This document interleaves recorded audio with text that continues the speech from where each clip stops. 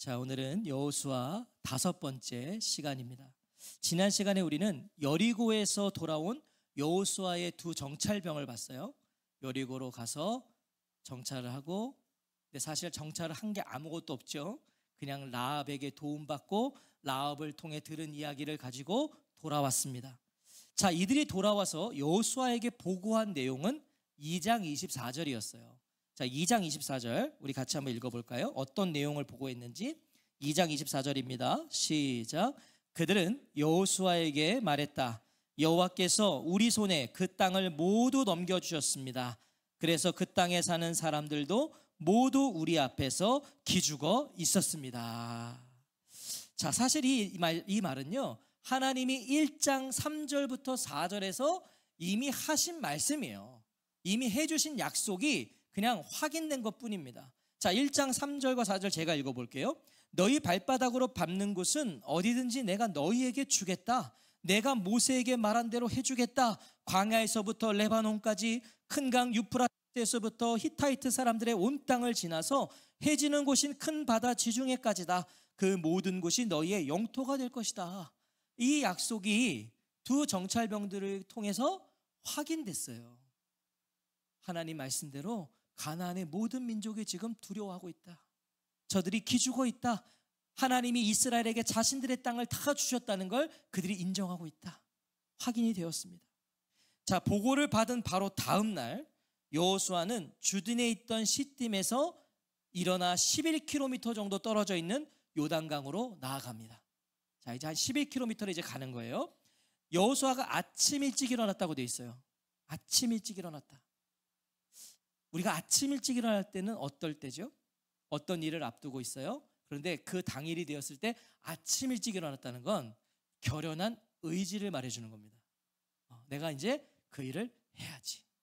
아침 그 일을 해야지 하는 사람이 늦잠 잘 수는 없습니다. 일어나는 거예요. 확신을 갖는 거예요. 놀라운 건 여전히 여호수아에게는요, 이 요단강을 건널 구체적인 방안이 없었다는 거예요. 자, 잘 들으세요. 요단강을 건너야 되는데 지금 여호수아가 그건 알겠어요. 가야 돼요. 근데 어떻게 건널 수 있을까라는 방안이 없었다고요. 자, 제가 왜 이 말씀을 드리냐면 지금 졸졸 흐르는 시냇물을 건너는 게 아니기 때문이에요. 시냇물 건너는데 무슨 방안이 필요해요? 그냥 가면 되지. 자, 15절을 보면요, 당시 요단강의 상태를 우리에게 말해주고 있어요. 당시 요단강이 어떤 상황이었는가? 15절에 보면 이런 말씀이 있죠. 요단강은 곡식을 거두어 들이는 시기에는 내내 물이 가득하여 그 온 강둑까지 넘실거린다 라고 되어 있습니다. 곡식을 거두어 들이는 시기는 3월에서 4월의 시기입니다. 당시 3, 4월의 시기는 이제 보리 추수의 시기였어요. 자, 그때는요, 이 시기에는 이 요단강은 북쪽에 있는 이 헬몬산의 만년설, 거기에 그냥 늘 있는 그 눈들이 녹아내리는 시기였다는 거예요. 그래서 그 눈들이 녹아내림으로 이 요단강은요, 순식간에 급류가 흐르는 강이 되어버린다는 거예요. 자, PPT 하나 넘겨주실래요? 이해를 도와드리게 준비했어요. 자, 요단강의 건기 때는요, 수심이 1m밖에 안 돼요. 그리고 그 길이는 30m. 그러니까 사실은 그냥 건너면 되는 거예요. 그런데 이 3, 4월이 되면 보세요. 수심부터 3, 4m가 돼버립니다. 그리고 그 길이는 1.6km.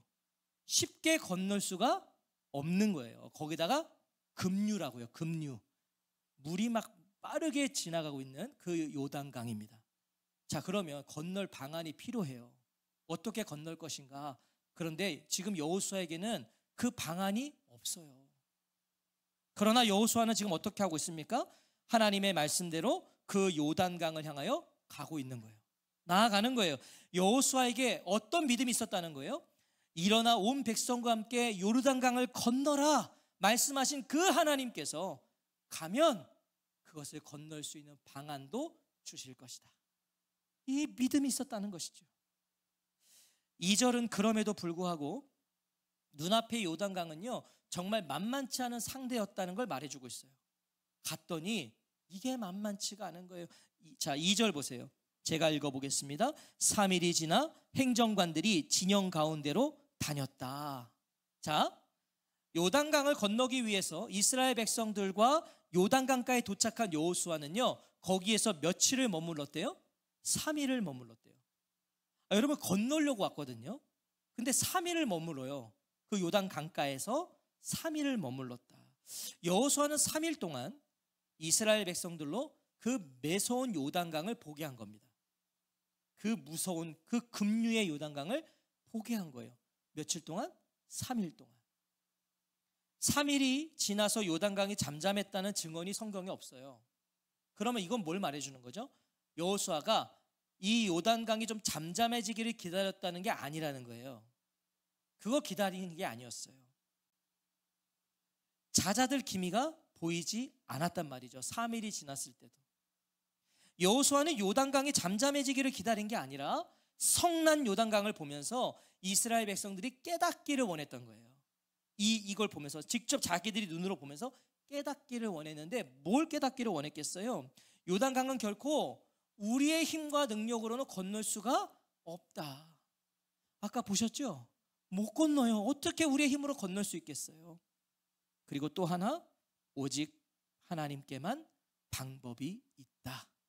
이거를 깨닫게 하고 싶었던 거예요. 이것을 깨닫기 위해서 3일은 충분한 시간이겠죠. 매일 3일마다 이스라엘 백성들은 그 급류를 보며 좌절했을 거예요. 절망했을 거예요. 또 여기서 끝이구나. 우리는 또 여기서 망한 것이구나.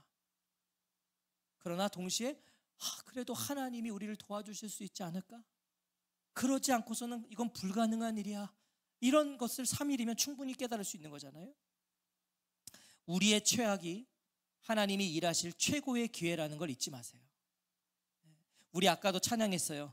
삶의 끝에서 시작하신 하나님, 삶의 끝에서 시작하시는 엘샤다이 하나님. 맞아요.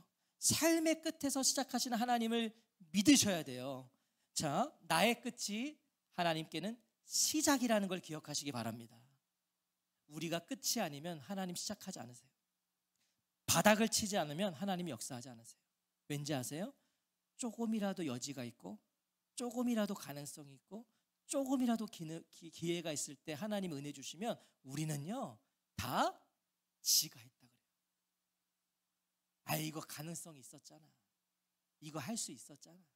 하나님 그래서 절대 일하지 않으시는 거죠. 우리가 다 포기했을 때 두 손 들고 주님 앞에 옵니다. 주여 나는 이제 끝났습니다 했을 그때 하나님은 시작하시는 거예요. 자, 3일 동안 요단강의 불가능을 절실히 깨달은 백성들에게 이제 명령이 떨어집니다. 자, 이미 이제 이 백성들은요 느낄 거 다 느꼈어요. 이제 이건 불가능해. 하나님의 도움 없이는 우리는 할 수 없어. 이때 명령이 떨어지는데 3절 우리 같이 한번 읽어볼까요? 시작. 그들은 백성에게 명령했다. 레위 사람 제사장들이 여호와 여러분의 하나님의 언약 상자를 매는 것을 보거든 여러분은 자리에서 일어나 뒤따르십시오. 제사장들이 하나님의 언약궤를 매는 걸 보면 어떡하래요? 자리에서 모두 일어나 뒤따라가래요. 자, 그러면 제사장들이 언약궤를 매는 건 곧 요단강 도하의 출발 신호인 거죠. 네, 제사장들이 매면 따라가라. 자, 여호수아서에서요 언약궤가 처음 등장하고 있어요. 처음 나와요. 자, 우리 언약궤 한번 볼까요? 자, 언약궤 뭐 너무 잘 아시죠? 자, 지금 저게 제사장들이 맨 언약궤입니다. 금으로 둘러싼 저 직사각형 상자예요. 그리고 그 위에는 두 천사가 서로 마주보고 있죠. 두 천사가 서로 마주보고 있어요. 이 궤 안에는 뭐가 있어요? 모세가 하나님께 받은 십계명 돌판이 들어가 있습니다. 저 안에.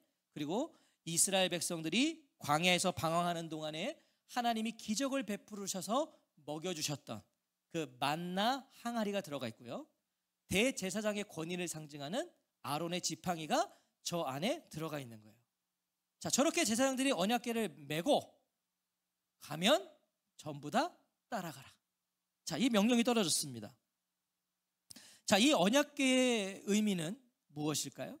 그 안에 하나님의 그 십계명 돌판, 만나 항아리, 아론의 지팡이 이 모든 것을 종합해 보면 이 언약궤는 하나님의 임재, 하나님의 능력을 상징하는 거예요. 하나님의 임재, 능력, 자기 백성과 함께 하시는 그 하나님을 상징하는 것이죠. 자, 그런데 3절을 보시면 이 언약궤를 레위 사람 제사장들이 매라 그래요. 제사장들이 매래요. 그것도 레위 사람 제사장이라고 강조를 하고 있습니다. 자, 모든 레위인이 제사장은 아닙니다. 그러니까 레위인이라고 다 제사장이 되는 건 아니었어요. 그러나 제사장들은 모두 레위인이었어요. 그러니까 레위인이어야만 자격이 있는 거죠. 자, 근데 민수기 4장 15절을 보면 이 언약궤를요, 제사장이 아니라 고핫 자손들이 매야 된다고 말씀하고 있습니다. 고핫 자손들. 제가 읽어볼게요. 진영이 길을 나설 때 아론과 그의 아들들은 거룩한 곳과 거룩한 곳의 온갖 기구를 완전히 덮어야 한다. 그런 다음에 고핫 사람들이 와서 옮겨가는데 거룩한 물건에 닿지 않게 해야 한다. 닿으면 죽을 것이다. 아까 보시면 그 언약궤 고리에 채를 껴서 그 채를 드는 거잖아요. 언약궤에 닿으면 안 돼요. 언약궤에 닿으면 죽어요. 그래서 그 채를 드는 거예요. 이걸 고핫 자손들이 했는데요. 특별한 경우에는 제사장들이 했어요. 특별한 경우에는 제사장들이 언약궤로 옮겼다고요. 여호수아서 6장 6절에 보면 이런 말씀이 있어요. 눈의 아들 여호수아가 제사장들을 불러서 그들에게 말했다. 언약 상자를 메십시오. 7명의 제사장은 7개의 순양 뿔 나팔을 들고 여호와의 상자 앞에 서게 하십시오. 아까 우리가 그림 봤죠? 거기 보면 앞에 제사장들이 다 이걸 들고 앞에 제사장들이 뿔 나팔을 불면서 가잖아요. 특별한 경우에는 그렇게 했다고요. 특별한 경우에는. 자, 그럼 무엇을 말해주는 거예요? 요단강 도하를 앞두고 제사장들이 언약궤를 매는 것은 이 요르단강 도하가 얼마나 중요한 일인지를 말해주는 거예요. 정말 중요하다는 거예요. 또한 언약궤 뒤를 따르라고 명령합니다. 언약궤 뒤를 따라가라. 자, 중요합니다. 이것은 신명기 31장 8절의 말씀. 여호와 그분이 자네 앞에서 걷는 분이시네. 모세가 여호수아에게 했던 말씀이에요. 하나님이 너 앞에서 먼저 걸어가신다. 앞장서시는 하나님을 말씀하고 있는 거죠. 언약궤를 앞에 두고 따라가라. 여호수아는 그 말씀, 모세가 자기에게 했던 말씀, 그 하나님을 기억해서 행정관들에게 명령을 내린 거예요. 너희들 절대 언약궤를 앞서지 말고 언약궤 뒤를 따라가라. 하지만 무작정 언약궤를 따라가서는 안 됩니다. 그냥 따라가면 안 돼요. 4절 같이 읽겠습니다. 시작. 다만 여러분과 언약 상자 사이에는 1km의 거리를 두어야 합니다. 언약 상자에 다가가지 마십시오. 그러면 여러분이 갈 길을 알 수 있을 것입니다. 그 길은 여러분이 이전에 가본 적이 없기 때문입니다. 자, 언약궤와 얼마의 거리요? 1km를 떨어져라. 자, PPT 한번 보여주실래요? 자, 지금 보시면 언약궤 제사장들이 메고 이제 요단강을 건너려고 가면 1km 뒤부터 따라와야 되는 거예요. 저렇게 1km 뒤에 따라와야 된다고 지금 명령을 하시는 거거든요. 자, 왜 그렇게 했어요? 왜 그렇게 하래요? 지금 4절에 보시면 언약 상자에 다가가지 마십시오라 그래요. 다가가지 마라. 무슨 의미겠어요? 절대 하나님을 앞서지 말라는 뜻이겠고요. 하나님을 앞서지 마라 이런 의미겠고요. 또 하나는 거룩하신 하나님께 경솔하게 나가지 말라는 거예요. 하나님 앞에 경솔하게 가까이 가지 마라. 경외심을 가지라는 거죠. 두려워라는 거예요. 우리가 하나님 앞에 그냥 아무렇지 않게 오면 안 되잖아요. 하나님 앞에 나아가는데 우리가 세상에 뭐 예를 들어 대통령을 만나도요 세례바 끌고 안 갑니다. 그렇죠? 반바지로 안 간다고요. 하물며 하나님 앞에 가는데 너희들이 그렇게 경솔하게 가지 마라. 그런 의미인 거예요. 1km 떨어져라. 그런 의미인 거죠. 자, 언약궤와 1km 떨어지라는 또 하나의 이유가 있어요. 4절에 보니까 그러면 여러분이 갈 길을 알 수 있을 것입니다. 자, 이 말씀 뭐겠어요? 모두가 그 언약궤를 볼 수 있게 하라는 거예요. 만약에 뭐 언약궤를 따라가는데 뭐 목사라고 장로라고 권사라고 그냥 그 앞에 탁 붙어가지고 언약궤 뒤에 탁 붙어서 가면 뒤에 있는 사람들이 보이겠습니까? 언약궤가 안 보인다고요. 그래서 1km 떨어져라. 그러면 모두가 보는 거예요. 그 언약궤를 모두가 보고 따라가야 되니까 떨어지라는 의미인 거예요. 이스라엘 백성 누구도요 가나안 땅을 가본 적이 없어요. 거기에 길이 어떤지 거기 지형이 어떤지 아무도 몰라요. 그래서 이 이스라엘에게는 그 언약궤가 길이 되는 거죠. 그러니까 1km 떨어져서 모두가 그걸 봐야 되는 거예요. 그걸 따라야 가야지만 인도함을 받을 수 있으니까. 자, 약속의 땅에 들어가려면, 승리의 삶을 살려면 반드시 하나님을 앞서지 말아야 한다는 거예요. 약속의 땅에 들어가고 싶으세요? 승리의 삶을 살고 싶으세요? 주님을 앞서지 마세요. 언제나 우리 앞에는 하나님 계셔야 돼요. 나 잘났다고 열심히 살았는데 내 앞에 하나님이 안 계신다면 이건 굉장한 문제가 되는 거예요. 내가 아무리 잘났어도, 내가 아무리 잘 나가도 내 앞에는 언제나 하나님이 계셔야 돼요. 그 사람이 겸손해요. 그 사람이 교만하지 않은 거예요. 십자가로의 길을 가로막는 베드로에게도요, 예수님이 그런 말씀하셨어요. 예수님은 십자가를 지시기 위해 계속 예루살렘으로 가고 계셨거든요. 근데 어느 날 베드로가 딱 그 길을 막는 거예요. 주님, 그런 말씀하지 마십시오. 왜 죽는다고 하십니까? 주님, 다 주님을 멀리, 저는 주님을 지킬 겁니다. 절대 죽지 않으실 거예요. 베드로가 했더니 예수님이 이런 얘기하세요. 마가복음 8장 33절에 내 뒤로 사라져라 사탄아. 베드로에게 하신 말씀이에요. 베드로가 예수님의 길을 딱 막으면서 이러니까 내 뒤로 사라져라. 내 길을 막지 마라. 십자가의 길을 가셔야 되는 내 앞에 서지 말라 이거예요. 요단강 앞에서 3일을 머문 여호수아처럼 언제나 하나님보다 앞서지 않고 겸손하게 머물고 기다릴 줄 아는 저와 성도님들 되시기를 축복합니다. 자, 3일이 있었잖아요. 3일 동안 이스라엘 백성은 뭐 했다고요? 그 요단강을 보면서 절망했고, 불가능하다, 하나님이 돕지 않으시면 이건 안 된다를 하고 있을 때 여호수아는 뭐 했을까요? 여러분, 3일 동안 여호수아가 뭐 했겠어요? 여호수아는 하나님 앞에 머물고 있었겠죠. 분명히 여호수아는 하나님께 기도하고 있었을 거예요. 하나님, 이제 왔습니다. 어떻게 할까요? 어떻게 건널 수 있을까요? 그는 머무는 시간을 가졌단 말이죠. 다 준비가 되셨어요? 내가 잘 준비하셨어요? 이제는 뭐 하셔야 된다고요? 머무셔야 되는 거예요. 하나님 앞에. 다 됐다고 그냥 바로 해, 이게 아니라 우리는 내가 할 수 있는 모든 게 끝났을 그때 적어도 3일은 이제 하나님 앞에 물어야 돼요. 하나님, 이게 맞습니까? 할까요? 말까요? 그 기도의 시간, 거기에 하나님이 역사하시는 거죠. 자, 이제 요단강을 향하여 나아가야 될 시간이 됐어요. 이제 진짜 가야 됩니다. 행정관들로 계속 지금까지 지시하던 여호수아가요, 이제 정말 마지막 순간이 되었다는 걸 직감했을까요? 여호수아가 직접 명령을 하기 시작합니다. 이제 직접 명령을 해요. 5절 같이 읽겠습니다. 시작. 여호수아가 백성에게 또 말했다. 여러분은 스스로를 거룩하게 하십시오.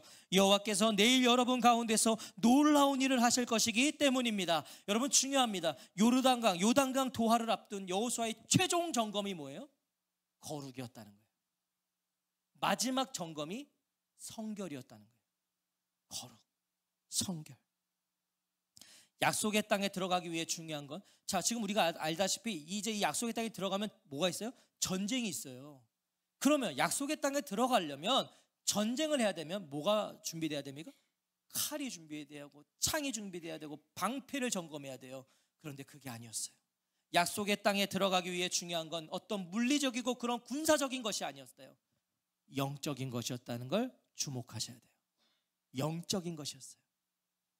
하나님의 기적, 하나님의 역사를 경험하고 누리려면 먼저 거룩해야 한다는 걸 잊지 마세요.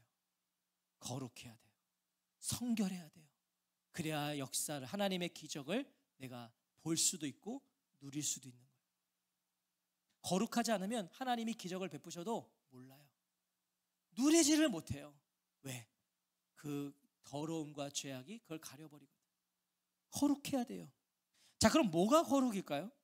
어떻게 우리는 거룩할 수 있는 거죠? 자, 6절부터가 그걸 가르쳐주고 있어요. 6절부터가 뭐가 거룩인지, 어떻게 거룩해지는지. 자, 요단강 도하의 방법과 방식, 그리고 영적 준비를 마친 여호수아는요, 앞서 행정관들을 통해 지시한 대로 제사장들에게 언약궤를 메고 백성에 앞서서 나가라고 명령합니다. 자, 이제 제사장들 언약궤 메고 출발하세요. 명령을 해요. 6절을 보세요. 제사장들은 언약 상자를 메고 백성보다 앞서서 걸어갔다. 여전히 무섭게 떠내려가는 그 요단강 급류를 향해서 제사장들이 언약궤를 메고 출발합니다. 여러분, 지금 요단강 급류가 잔잔해진 게 아니에요. 여전히 급류예요. 근데 제사장들이 점점 그 강을 향해 가는 거예요. 그리고 바로 그때 1장에서 여호수아에게 명령하시고 등장하지 않으셨던 하나님이 바로 그때 다시 등장하셔서 여호수아에게 말씀을 하세요. 1장에 말씀하시고 그 다음부터 하나님 말씀하신 게 없거든요. 그때 말씀하시는데 그게 7절입니다. 7절도 읽어볼까요? 시작. 여호와께서 여호수아에게 말씀하셨다. 온 이스라엘 눈앞에서 오늘부터 내가 너를 높여줄 것이다. 그리하여 내가 모세와 함께 했듯이 너와 함께 한다는 것을 그들이 알게 될 것이다. 자, 하나님은 이 요단강 도하를 통해 여호수아를 높여주시겠다 그러세요. 내가 널 높여주겠다. 모세와 함께 했듯이 여호수아도 함께 하고 계시다는 걸 알려주시겠다 그러세요. 자, 이거 뭘 말하는 거죠? 간단히 말하면 여호수아에게 너는 순종만 하라는 거예요. 너는 순종만 해라. 높이는 건 내가 하겠다. 이게 하나님의 말씀이에요. 여러분, 스스로 높아지려고 하지 마세요. 하나님이 높여주셔야 돼요. 그때가 와요. 네, 하나님이 높이셔야 돼요. 지금 여호수아에게 그거 말씀하시는 거예요. 너는 순종만 해. 내가 너를 높여줄게.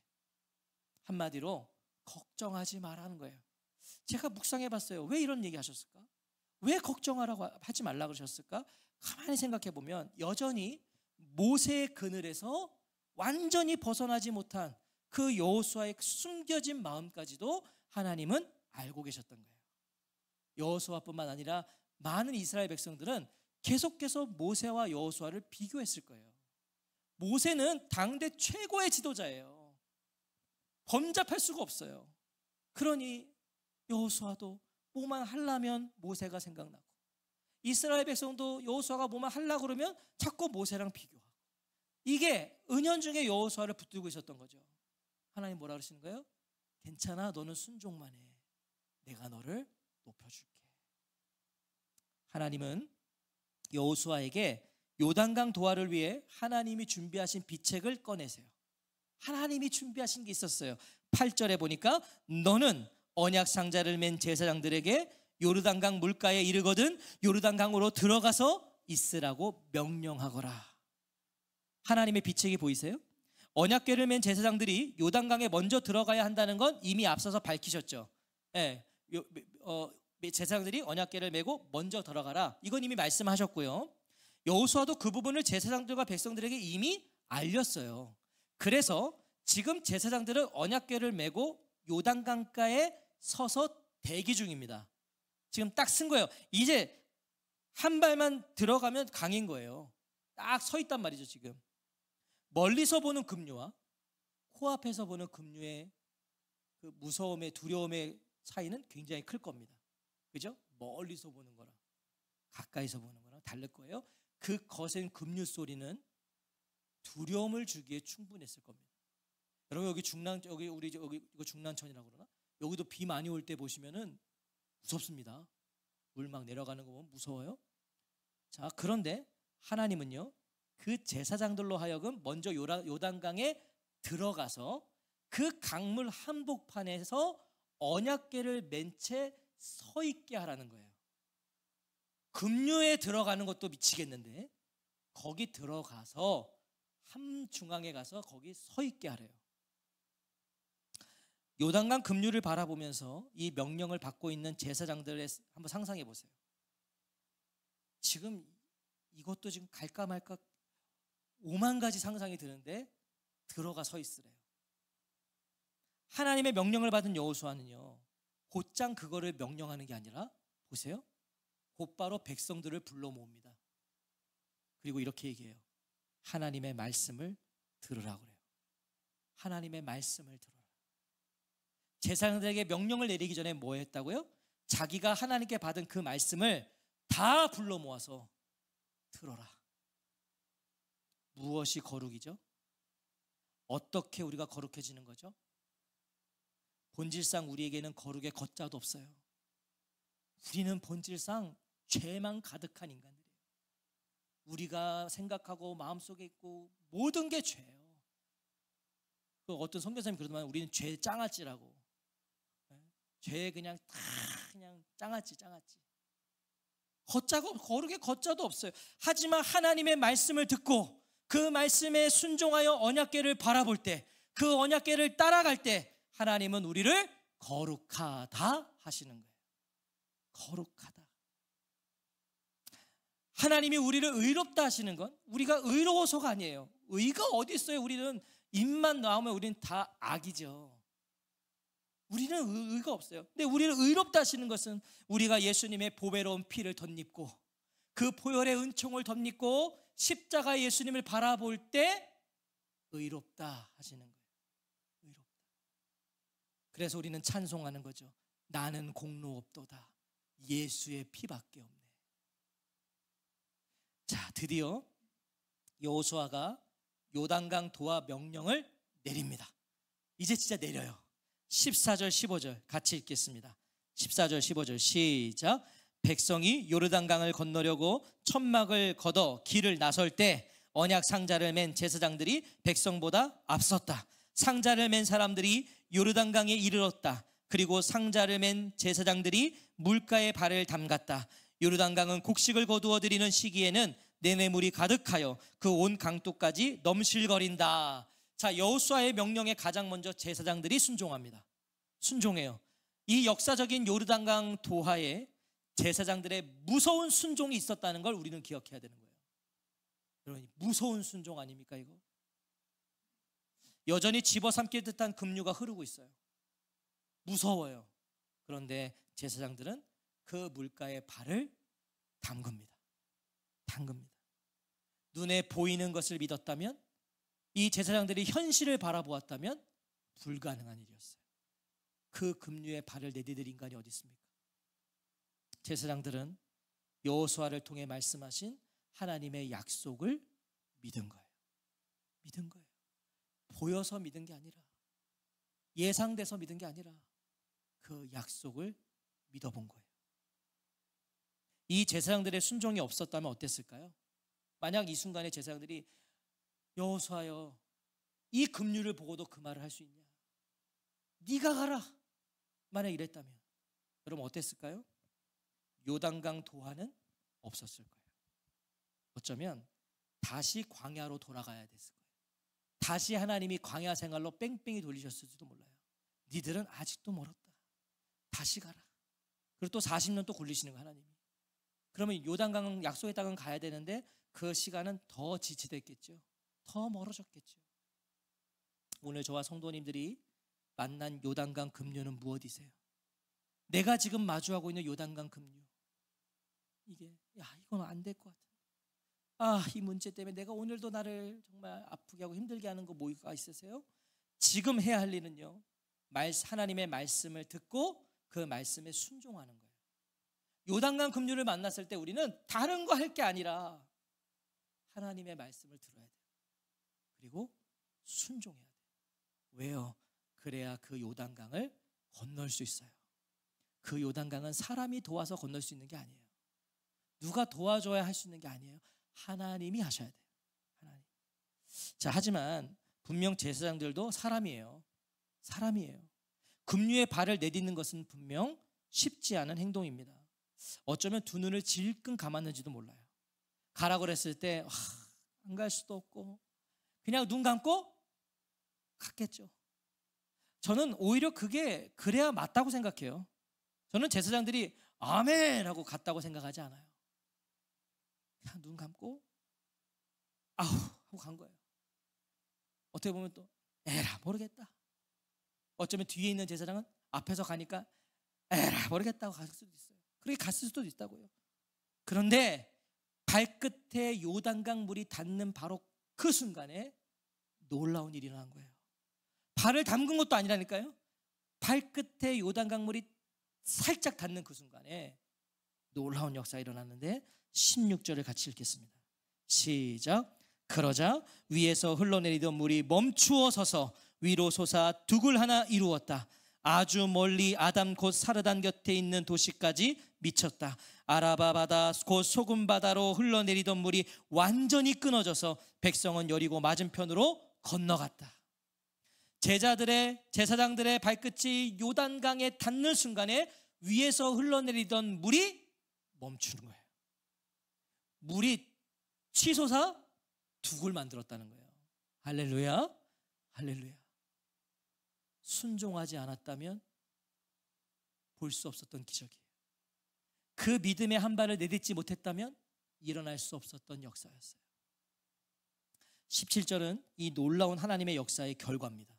이 역사의 결과가 뭔가? 17절 우리 같이 한번 읽겠습니다. 시작. 온 이스라엘은 마른 땅으로 건넜다. 그동안 여호와의 언약 상자를 맨 제사장들은 요르단강 한가운데 마른 땅에 흔들림 없이 서 있었다. 마침내 온 결회가 요르단강을 완전히 건넜다. 아멘. 자, 17절에 반복되는 단어가 있어요. 뭐예요? 반복되고 있는 단어? 마른 땅. 마른 땅. 마른 땅이 두 번 나와요. 강조하고 있는 거예요. 이 마른 땅을 강조하는 거예요. 지금 이 17절은 마른 땅 하면 생각나는 게 있어요. 뭐가 생각나세요? 마른 땅. 출애굽할 때 홍해 바다를 건널 때 마른 땅을 건넜잖아요. 마른 땅. 출애굽기 14장 21절에 보면 모세가 바다 쪽으로 손을 내뻗었다. 그러자 여호와께서 밤새도록 세찬 사막바람으로 바닷물이 뒤로 물러가게 하여 바다를 마른 땅으로 만드셨다. 이스라엘 백성들 출애굽할 때 그 마른 땅을 걸은 거예요. 하나님이 갈라놓으신. 자, 그런데 중요합니다. 잘 들으세요. 홍해 마른 땅은요, 제가 이거 설교했었는데 하나님께서 동풍으로, 개역개정에 보면 동풍을 불어왔다고 했어요. 동풍. 자, 근데 이 위치를 보면요, 지금 이스라엘 백성들이 선 위치에서 동풍은 맞은편에서 오는 거예요. 동풍은 동쪽에서 불어오는 거예요. 자, 그럼 맞은편에서 바람이 불어오고 있다고요? 그러면 홍해 바다는 이스라엘 백성 앞에서 갈라진 거예요? 반대쪽에서부터 갈라져 온 거예요? 반대쪽에서부터 갈라져 온 거예요. 동풍이 불어오니까 바람이 후 불어야 갈라질 거 아닙니까? 저기서부터 갈라져 온 거예요. 그래서 이스라엘 백성들 앞에 왔을 때는 마른 땅이 된 거죠. 드라이를 계속 하니까 저기서 점점점 말라서 여기까지 온 거잖아요. 그런데 요단강은 달라요. 요단강은 밤새 동풍이 불어서 그걸 마른 땅을 만든 게 아니라 제사장들의 발이 닿자마자 마른 땅을 만드신 거예요. 여러분, 어떤 기적이 더 대단한 기적입니까? 저는 홍해 바다 사건보다 이 요단강 사건이 정말 비교할 수 없는 하나님의 기적이라고 보는 거예요. 순식간에 생겨났어요. 그런 면에서 요단강 기적은 홍해 기적 이상의 역사입니다. 이것은 그럼 아까 그 말씀이 이제 저는 짜맞춰진 거예요. 온 이스라엘 눈앞에서 오늘부터 내가 너를 높여줄 것이다. 이런 말씀이 담겨 있지 않겠어요? 여호수아야, 너는 더 이상 모세의 아류가 아니다. 내가 모세와 함께 했듯이 이제 너와 함께하는 걸 모두가 알게 될 것이다. 이제 여호수아는 더 이상 모세의 인자가 아니에요. 아류가 아니에요. 모세 이상의 기적을 하나님이 그를 통해 일으키셨어요. 사랑하는 성도 여러분, 기쁨과 찬송으로 요단강을 건너는 이스라엘 백성들 한번 상상해 보세요. 여러분, 요단강이 순식간에 마른 땅이 됐어요. 거기를 건너는 이스라엘 백성들 어땠을까요? 그냥 자동적으로 찬송이 나오지 않았겠어요? 나는 가리라 막 가지 않겠어요? 200만여 명이에요. 여러분, 200만 명. 어마어마한 무리가 지금 요단강을 건너기 시작해요. 그런데 17절을 보시면요, 이 감격의 무리가 아니라 이 17절은 누구에게 주목하고 있냐면 언약궤를 메고 요단강 한가운데 서 있는 제사장들을 주목하고 있어요. 17절은 제가 읽어볼게요. 온 이스라엘은 마른 땅으로 건넜다. 그동안 여호와의 언약 상자를 맨 제사장들은 요르단강 한가운데 마른 땅에 흔들림 없이 서 있었다. 자, PPT 보여주세요. 보세요. 지금 건너고 있어요. 근데 저 중앙에 보이세요? 언약궤를 맨 제사장들이 있잖아요. 저 중앙에 저렇게 머물러 있으라고 그랬어요. 너희들은 저 중앙에서 이스라엘 백성들이 이 200만 명이 다 건널 때까지 너네는 거기서 서 있어라. 저렇게 순종하고 있는 거예요. 지금 순종하고 17절은 지금 저 모습을 강조하고 있다고요. 자, 그럼 이게 뭘까요? 200만여 명이 요르단강을 건너려면 꽤 오랜 시간이 걸렸을 겁니다. 학자들마다 견해가 다른데 최소한 6시간 이상 걸렸을 거래요. 200만 명이 건너려면 6시간 이상이 걸렸을 텐데 그 6시간 이상 동안 제사장들은 저 언약궤를 메고 그 바다 한복판에 서 있는 거예요. 그 마른 땅에, 요단강 그 마른 땅에 중앙에 다 서 있는 거예요. 자, 여러분, 제사장들은요 말씀에 순종해서 이스라엘 백성들이 모두 건널 때까지 거기 서 있어요. 왜? 그래야 이스라엘 백성들을 살릴 수 있어요. 서 있어야, 거기서 자기들이 버텨야 다 건널 수 있다고요. 살릴 수가 있어요. 무겁다고, 힘들다고 자기들이 언약궤를 내려놓으면 안 돼요. 다리가 후들거리고 현기증이 나기 시작해도 이 제사장들은 언약궤를 메고 그 자리를 지켜야 돼요. 그래야 살려요. 우리는 이 언약궤를 메고 고통을 참는 제사장들의 모습에서 누구를 볼 수 있죠? 우리를 살리기 위해서 십자가의 고통을 견디신 예수님을 보는 거예요. 이 제사장들의 그 수고와 그 인내와 그 끈기를 통해서 우리는 십자가의 주님을 보는 거죠. 견딜 수 없는 고통에 예수님 절규하셨어요. 나의 하나님, 나의 하나님, 무엇을 위하여 나를 버리셨습니까? 십자가에서 예수님이 외치셨던 절규예요. 엘리 엘리 라마 사박다니, 아버지 아버지 나를 왜 버리십니까? 우리를 위해서, 죄로 인해 죽음의 강을 건널 수밖에 없는 나를 위해서 예수님은 그 모진 십자가의 고통을 견디셨다는 거예요. 그래서 우리가 살았어요. 제사장들이 언약궤 메고 버텨서 이스라엘 백성이 살았던 것처럼 또한 우리는 요단강 한가운데 머물고 있는 저 언약궤를 통해서 풍랑 가운데 계신 예수님을 보는 거예요. 여러분, 구약과 신약은 다 이어지고 있는 거예요. 다 예수님을 가리키고 있는 거죠. 풍랑 속에서 이리저리 흔들리며 고난 속에 힘겨워하는 그 제자들에게 예수님은 그 거센 풍랑을 마른 땅처럼 들여밟고 오셨어요. 마른 땅처럼. 풍랑인데 예수님께 그게 마른 땅 같은 거예요. 들여밟고 오셔요. 그리고 베드로에게는요, 보이지 않는 그 마른 땅을 밟고 오라고 하세요. 바다예요. 마른 땅이 보이지 않아요. 그런데 거긴 마른 땅이 있어요. 예수님이 걸어오셨잖아요. 그 보이지 않는 마른 땅을 너도 걸어오라고 하시죠. 자, 그런데 보세요. 마태복음 14장 29절에 보니까 그러자 베드로가 배에서 내려 물 위로 걸어서 예수님께로 갔다. 와, 베드로는 그 거센 풍랑 속에 보이지 않는 마른 땅을 걸어본 사람이에요. 걸어서 예수님께로 가요. 이스라엘 백성이 성난 요단강이 아닌 언약궤를 바라보아야 됐던 것처럼 베드로도요, 예수님을 바라보아 풍랑을, 예수님이 걷고 계신 그 보이지 않는 마른 땅을 걸었어요. 하지만 그의 시선이 드센 바람에 빼앗겼을 때, 예수님을 봤을 때는 그 보이지 않는 마른 땅을 걸어 바다 위를 걸었는데 그 시선이 바람에게 빼앗겨 버리니까 어떻게 됐습니까? 순식간에 풍랑 속으로 가라앉기 시작했다고요. 이것이 약속의 땅을 향하여 나아가는 승리의 삶을 향해 달려가는 믿음의 사람들이 언약궤를 앞세우고 바라보아야 하는 이유인 거예요. 언약궤를 앞에 둬야 돼요. 바라봐야 돼요. 베드로는 자신 눈앞에 계신 예수님을 바라봐야 돼요. 그리고 그분을 바라보고 걸어갔어야 돼요. 바로 그것입니다. 요한복음 6장 21절에 보면 예수님의 이 제자들의 고난의 항해, 이 항해의 결과를 기록하고 있어요. 그 거센 풍랑 속에 예수님이 오셔서 그 이후의 결과가 무엇인가? 제자들은 예수님을 배 안으로 맞아들이려 했다. 그런데 배는 곧바로 그들이 가고자 하던 땅에 닿았다. 오늘 요단강 도하의 결과를 보실래요? 요단강 이 도하의 결과 17절을 보세요. 마지막에 뭐라고 되어 있습니까? 마침내 온 결회가 요르단강을 완전히 건넜다. 이것이 우리의 결국, 우리의 결과, 우리의 결말입니다.